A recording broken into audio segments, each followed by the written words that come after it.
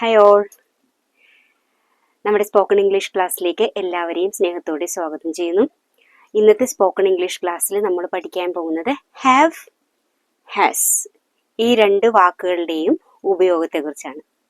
നമുക്ക് പലപ്പോഴും കൺഫ്യൂഷൻ വരുന്ന വാക്കുകളാണ്. എവിടെ ഹാവ് ഉപയോഗിക്കണം, എവിടെ ഹാസ് ഉപയോഗിക്കണം എന്നുള്ളത് നമുക്ക് കൺഫ്യൂഷൻ ഉള്ളതാണ്. അപ്പോൾ അതുകൊണ്ട് നമുക്ക് ഏത് രീതിയിലാണ് ഹാവും ഹാസും ഉപയോഗിക്കേണ്ടതെന്ന് പഠിക്കാം. Okay, ready? ഏറ്റവും ആദ്യം തന്നെ ഒരു കാര്യം നിങ്ങളെ ഓർമ്മിപ്പിക്കട്ടെ.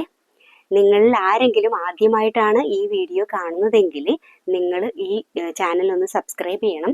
അതുകൂടാതെ കാണുന്നവര് ഓരോ ലൈക്കും പിന്നെ ചെറിയ കമൻസും അതുപോലെ തന്നെ ഈ വീഡിയോ ഒന്ന് ആർക്കെങ്കിലുമൊക്കെ ഉപകാരപ്പെടാനായിട്ട് ഷെയർ ചെയ്ത് കൊടുക്കാനും കൂടി ഓർമ്മിക്കണം. Thank you. ഹാസ് ഉപയോഗിക്കുന്നത് എന്തിൻ്റെ കൂടെയാണ്, ഹാവ് ഉപയോഗിക്കുന്നത് എന്തിൻ്റെ കൂടെയാണെന്ന് വ്യത്യാസപ്പെട്ടിരിക്കുന്നു. അപ്പം ഒരു സെന്റൻസ് നിങ്ങൾ നോക്കുക. എനിക്ക് ഒരു കാറുണ്ട്. എങ്ങനെ പറയും? I have A car. എനിക്കൊരു വീടുണ്ട്. അപ്പൊ വീട് എന്നുള്ളതിന്റെ വാക്ക് ഏതാണ്? ഹൗസ്. അപ്പൊ എനിക്ക് എന്ന് പറയുമ്പോഴേക്കും നമുക്കറിയാം ഐ. ഇനി ഉണ്ട് എന്ന് പറയുന്നതിനാണ് ഹാവ് ഉപയോഗിക്കുന്നത്. മനസ്സിലായോ? അപ്പൊ ഐ ഹാവ് എ ഹൗസ്. ഒരു വീടാണല്ലോ നമുക്കുള്ളത്, അതുകൊണ്ടാണ് എ എന്നുള്ള ആ ആർട്ടിക്കിൾ അവിടെ ഉപയോഗിച്ചത്. I have a house. ഇനി എനിക്കൊരു പേനയുണ്ട്. എങ്ങനെ പറയും? ട്രൈ ചെയ്ത് നോക്കൂ. Okay, I dash A pen. I have A pen. I have A pen.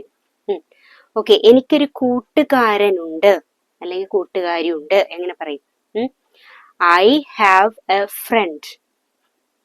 Okay, അപ്പൊ ഐയുടെ കൂടെയാണ് ഹാവ് ഉപയോഗിക്കുന്നത് നിങ്ങൾക്ക് മനസ്സിലായി. നമ്മൾക്ക് ഉള്ളതിനെ കുറിച്ച് പറയുമ്പോഴാണ് ഹാവ് ഉപയോഗിക്കുന്നതെന്ന് മനസ്സിലായി. എനിക്ക് 2 കണ്ണുകളുണ്ട്. എങ്ങനെ പറയും?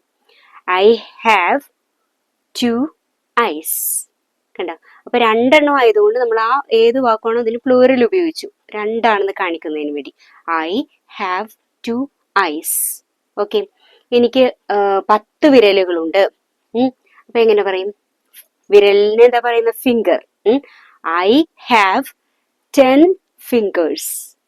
ഓക്കെ, അങ്ങനെ ഹാവ് ഉപയോഗിക്കുന്നത് ഐയുടെ കൂടെയാണെന്ന് മനസ്സിലായി.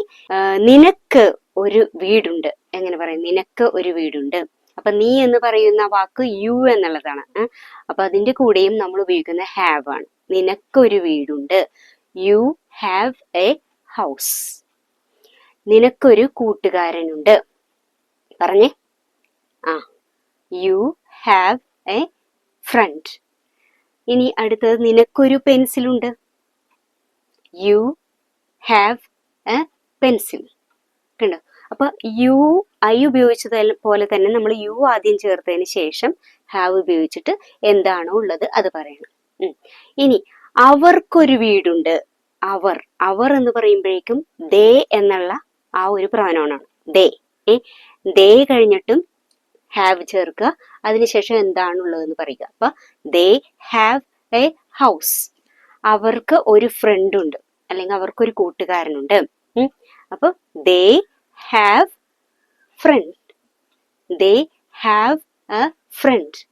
അവർക്ക് ഒരു കൂട്ടുകാരനുണ്ട്. They have a friend. കണ്ട? ഇനി അവർക്കൊരു സ്കൂളുണ്ട്. എങ്ങനെ പറയും? They have a school. They have a school. ഇനി വേറൊരു പദത്തിന്റെ കൂടെയും നമ്മൾ ഹാവ് ആണ് ഉപയോഗിക്കുന്നത്. അതാണ് വി. വി എന്ന് പറഞ്ഞാൽ എന്താണ്? നമ്മൾ അല്ലെങ്കിൽ ഞങ്ങൾ എന്ന് പറയുന്നത്. അപ്പൊ ഞങ്ങൾക്ക് ഒരു വീടുണ്ട്. We have a house. ഞങ്ങൾക്ക് ഒരു കൂട്ടുകാരനുണ്ട്. We have a friend. അടുത്തത് ഏതാണ്? ഞങ്ങൾക്ക് ഒരു സ്കൂളുണ്ട്. We have a school. അപ്പൊ ഇതിൽ നിന്ന് മനസ്സിലായി ഏതൊക്കെ വാക്കുകളുടെ കൂടെയാണ് നമ്മൾ ഹാവ് ഉപയോഗിക്കുന്നത്? I, you, we, they. Okay, അപ്പൊ ഇനി മറന്നു പോകരുത്. ഐ, യു, വി, ദേ ഈ 4ന്റെ കൂടെയാണ് നമ്മൾ ഹാവ് ഉപയോഗിക്കുന്നത്. ഹാസ് ഉപയോഗിക്കുന്നത് എങ്ങനെയാന്ന് നോക്കാം. ഹാസ് ഉപയോഗിക്കുന്നത് നമ്മൾ സിംഗുലർ ആയിട്ടുള്ള, അതായത് ഒറ്റ നൗണായിട്ട് വരുന്ന ഒറ്റ പ്രോനൗണായിട്ട് വരുന്ന കാര്യങ്ങളുടെ കൂട്ടത്തിലാണ്. അതായത് നമ്മൾ ഐ യു വി ദേ ഇതിന്റെ കൂട്ടത്തിൽ നമ്മൾ ചേർക്കുന്നത് ഏതാണ് എന്ന് കണ്ടു, ഹാവ് ആണ്.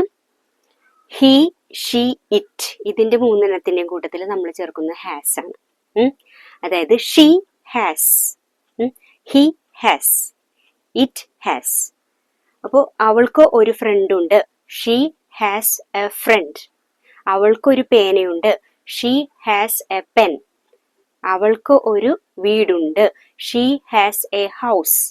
കണ്ടോ? അപ്പൊ ഷീ ചേർത്തതിന് ശേഷം, ഷീ ഒരു സിംഗുലർ ഒരാളല്ലേ, അവൾ എന്ന് പറയുമ്പോഴേക്കും, അല്ലെ അവൾ അല്ലെങ്കിൽ ഇവൾ എന്നൊക്കെ പറയുമ്പോൾ ഒരാളാണ്. അപ്പൊ അതുകൊണ്ടാണ് നമ്മൾ അതിന്റെ കൂടെ ഹാസ് ചേർത്തത്. She has A house. കണ്ടോ? അപ്പൊ ഷീ ചേർത്തതിന് ശേഷം ഹാസ് ചേർക്കുക, അതിനുശേഷം എന്താണോ ഉള്ളത് അത് ചേർക്കുക. അടുത്തത് ഹി.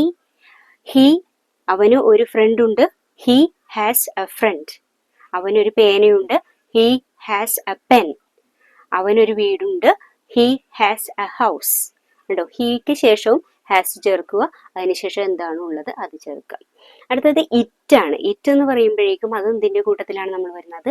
ഏതെങ്കിലും വസ്തുക്കളെ ആകാം, അല്ലെങ്കിൽ ഏതെങ്കിലും അനിമൽസ് ആകാം, അതിനെയൊക്കെയാണ് നമ്മൾ ഇറ്റ് ചേർക്കുന്നത്. അപ്പൊ അതിനെന്തുണ്ട് എന്നുള്ള രീതിയിലാണ് നമ്മൾ പറയുന്നത്. അപ്പോൾ ഒരു പക്ഷിയാണെങ്കിൽ പക്ഷിക്ക് ഒരു കൂടുണ്ട്. അപ്പോൾ ബേർഡാണ് പക്ഷി എന്നറിയാം. അപ്പൊ പക്ഷിക്ക് പകരമായിട്ട് നമുക്ക് ഇറ്റ് ഉപയോഗിക്കാം. It has a nest.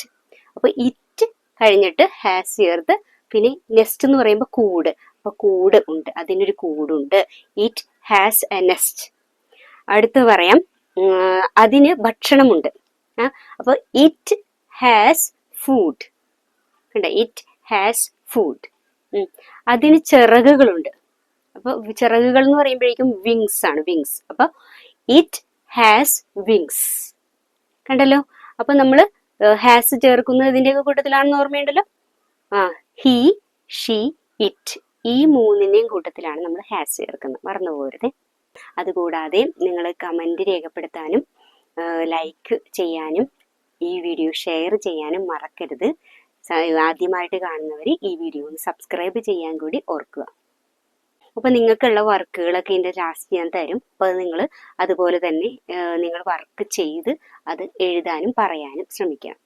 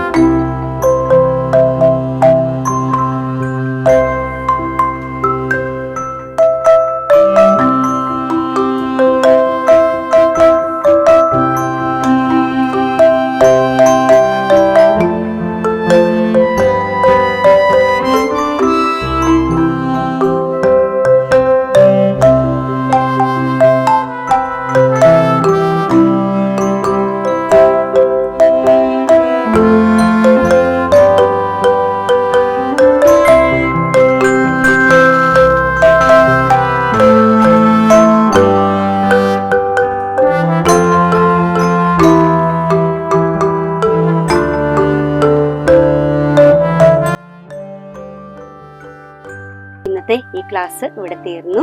നിങ്ങളെ അടുത്ത ക്ലാസ്സിൽ പുതിയൊരു ടോപ്പിക്കുമായിട്ട് കാണാം. അതുവരെ എല്ലാവർക്കും ബൈ.